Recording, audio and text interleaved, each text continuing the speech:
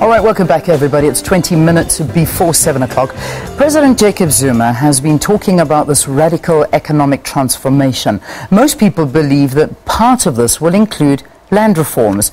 Drawing from other countries' experience, it would be interesting to know what could South Africa learn from these experiences as the country seems to be moving towards this direction. We also saw this week that South Africa has been downgraded to junk status by S&P, and that, of course, is one of the ratings agencies. In studio with us, we've got Dr. Alexander Chisango, the president of the World Economic Congress, who has hosted some of the government officials and programs in Zimbabwe, and he joins us now to talk a little bit more. Good to have you in studio. Thank you very much for visiting us this morning. Thank you so much. Thank you so much. Now, what are the commonalities? And I suppose we always draw this comparison between Zimbabwe and South Africa because of the close proximity and the ties that they have. But if we look at the direction South Africa is taking and we look at where Zimbabwe is, are we moving in that same direction, or are we being a little bit nervous in our examinations there? Well, South Africa, just like Zimbabwe, it's part of Africa. So because of that, we are still we're still in the phase of finding ourselves as countries. The longest of our independence in terms of African countries is Ghana. That is whereupon, for example, the Agenda 2063 was predicated on the 50th anniversary of Ghana's independence. So we are barely the longest of us as Africans. We are barely about 50 years, independence. So, but for South Africa, it's 23 years. So the lesson that we learn, and you should learn in South Africa, is that it's one thing to remember 27 April as your Freedom Day, but it's another thing to define the parameters and the content and the quality of that, freedom. So very often the mistake that we do is we receive, in your context, freedom, in the context of many African countries, independence, but then we never take time to define that independence, to define that freedom. How far do we want it to go, and what does it actually mean from paper to reality, from paper to the day-to-day life of families. So this is now the new need that I can see is calling on South Africa. But we went into it as long back as 1998. Yesterday, your newspapers were awash in the streets with junk status for South Africa. Also, Black Monday, they were calling it Black Monday. In Zimbabwe, we had Black Friday in 1998. So we are your elder brothers now with regard to these kinds of issues.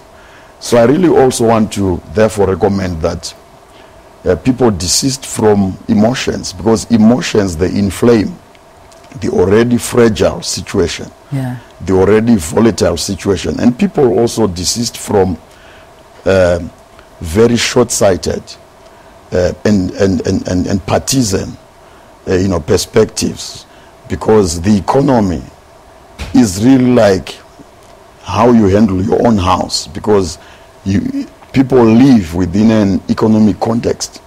Politics without economic security is nothing.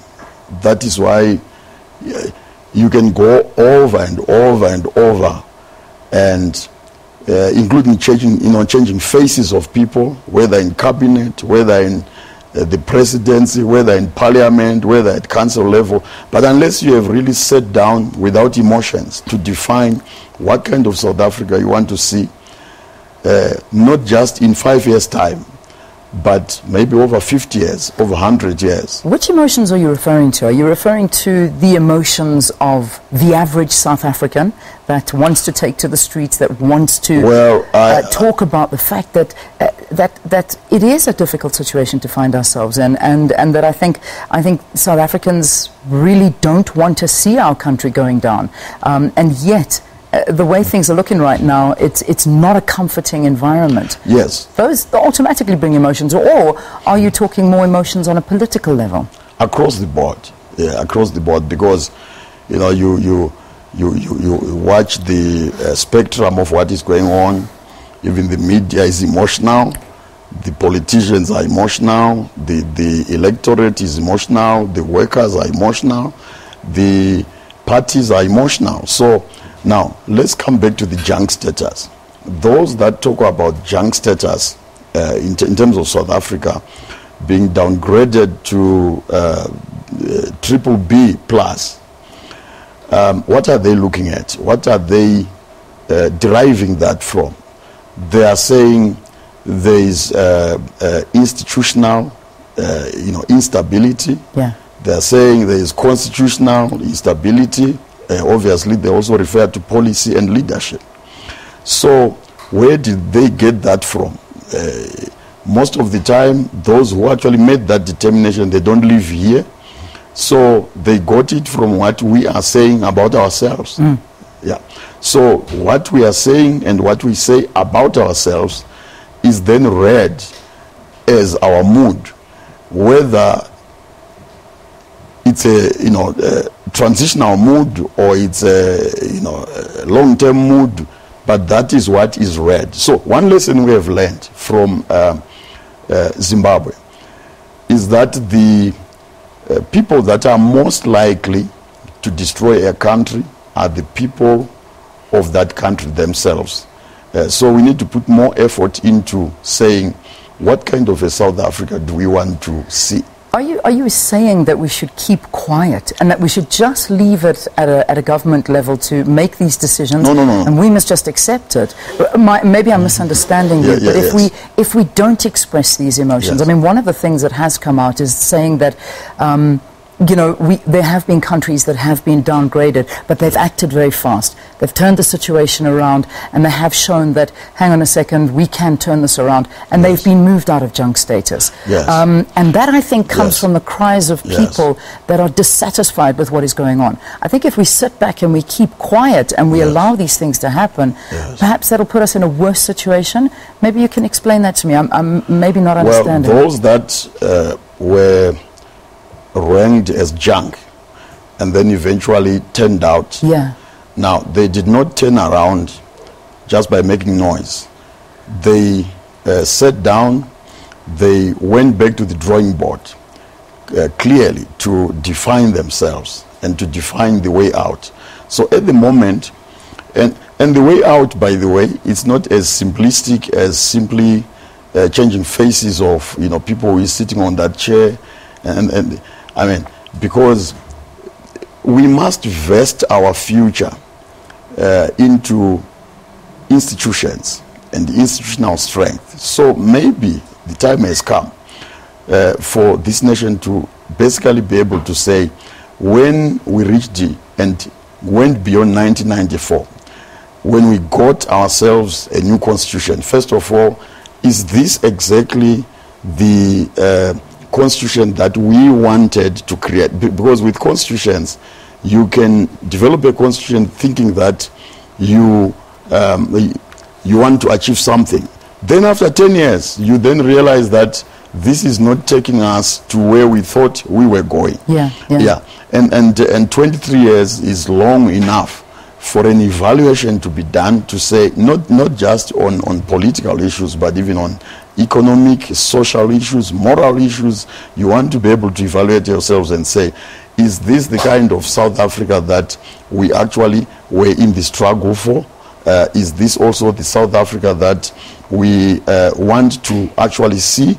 And because the nation reaps what it sows. So today what we are seeing is, we are reaping as a nation, not just South Africa, but Africa as a whole. if we sow nothing, we will reap nothing. If we sow vanity, we reap vanity. So we must be preparing to see a better South Africa, which means how we do things now must begin to prepare us for a better future. South Africa. Well, I mean, we were hoping to be joined by a guest who wrote a column, Prince Mashele, and we unfortunately, it doesn't look like he's going to make it this morning. We can't seem to get hold of him. I'm not sure if you've read some of his articles, but he wrote an article which was quite interesting, and it talks about the undermining of the rule of law, and how South Africa, we always thought it was this rainbow nation that was a shining star that wasn't, that was going to prove that the African dream can be realized on the little southern tip of Africa. But now what he's saying is, that's not the case, is that we're moving in the direction of every other African country. The narrative is the same, and that a ruler is a ruler. It doesn't want to listen to anybody else, but they just want to do what they think is right. What are your opinions? Do you think South Africa is moving in the direction of other African countries, or can we turn ourselves around and say, hang on a second, we know what we've done wrong, let's fix it? Well, the socio-economic inequalities of South Africa are not different from the inequalities that every other African country has had to grapple with. So perhaps I think during this time, South Africa could do some kind of a systematic fact-finding process to say, particularly within the region, to say how have they done it in one country to another, what were the mistakes, what are the things that should not be delayed. But one of the things that must not be delayed is the issue of defining the South Africa that South Africans deserve. The South Africa that you need to have. And that must not be done on the basis of partisan persuasions and considerations. But for example, the issue of land, we cannot postpone to discuss that, and it needs to be discussed before emotions erupt, because it's destructive to the economy, and it needs to be brought to the table, not just by the landless. It must be brought to the table by all the people of South Africa. What is the agenda of the nation for its land, for its minerals? And that's what I want to talk to you about. And I know we're running out of time, so if I may ask you very much so to keep your answer as short as possible. But I could never not ask this question to you. Everyone was excited when the land reform, land invasion, the policy kicked in, and this was obviously in Zimbabwe. Has the land reform yielded the desired results? I mean, does Zimbabwe in any way regret the route that it took? And let's sort of maybe advise South Africa of land, in your opinion. Well, we went through pain, painful process that everybody knows. But for the first time this year, this agricultural season, we expect to export food for the first time after so many years. Because what then happens is, when you delay to agree as a nation about your choice of a future with regard to your land together as a nation, the situation then begins to manage you rather than you managing the situation. So the result is that you have things going out of control. And the regret that we have in Zimbabwe is that we delayed to sit on the table talking truthfully to one another across the board, regardless of color, regardless of economic and social status.